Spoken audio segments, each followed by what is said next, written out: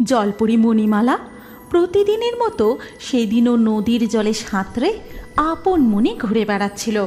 হঠাৎ সে শুনতে পায়,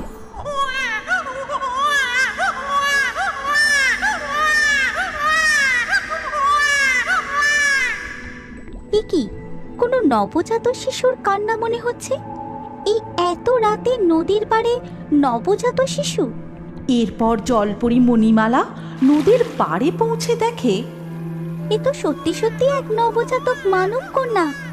আহা, একে এমন করে এখানে কে রেখে গেল? জলপরি নদীর পাড়ে বসে সেই নবজাতিকাকে কোলে তুলে নিল, আদর করল, চুম্বন করল নবজাতিকার কপালে। শিশুটির কান্নাও থেমে গেল।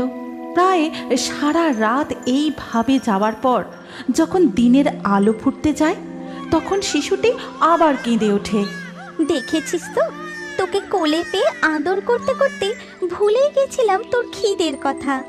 তখন জলপরি মণিমালা প্রকৃতি দেবীকে স্মরণ করতে থাকে এবং সাথে সাথেই প্রকৃতি দেবী সেখানে প্রকট হন।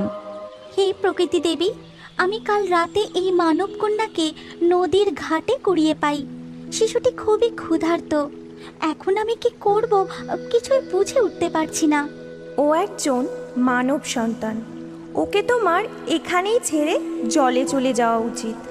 ওর ভালো মানব জাতিকেই বুঝে নিতে দাও। না না প্রকৃতি দেবী, ওকে আমি এই 2 হাত দিয়ে কোলে নিয়েছি। ও আমার কোল পেয়ে কত শান্তিতে রয়েছে। আমি আমি যাতে ওর মা হয়ে থাকতে পারে, আপনি শুধু সেই ব্যবস্থা করে দিন। ঠিক আছে, তবে তাই হোক।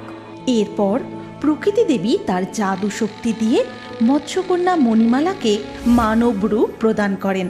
আর মণিমালা তার কন্যা সন্তানকে কোলে নিয়ে জল থেকে উঠে জঙ্গলের পথ ধরে গ্রামের দিকে এগোতে থাকে।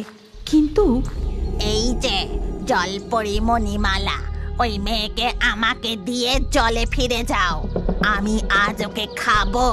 তোর ওই কুড়িয়ে পাওয়া মেয়ের সব ঘটনা আমি জানি। কখনো না, ও আমার মেয়ে। তুমি চলে যাও এখান থেকে, নইলে। কিন্তু ডাইনি ছাড়বার পাত্রে নয়। সে তার লম্বা হাত বাড়িয়ে যেই মেয়েটিকে কেড়ে নিতে যাবে, সাথে সাথেই মণিমালা ছুটতে শুরু করে। প্রকৃতি দেবী, বাঁচান বাঁচান প্রকৃতি দেবী, এই ডাইনির হাত থেকে বাঁচান। সাথে সাথেই ঝড় ওঠে আর ধুলো উড়ে এসে ডাইনির চোখে ঢুকে যায়। ডাইনি আর কিছুই দেখতে পায় না। তখন মণিমালা সেখান থেকে পালিয়ে গ্রামে পৌঁছায়। তারপর সে একটি পরিত্যক্ত ফাঁকা মাটির বাড়ি খুঁজে পায় আর সেখানেই থাকে।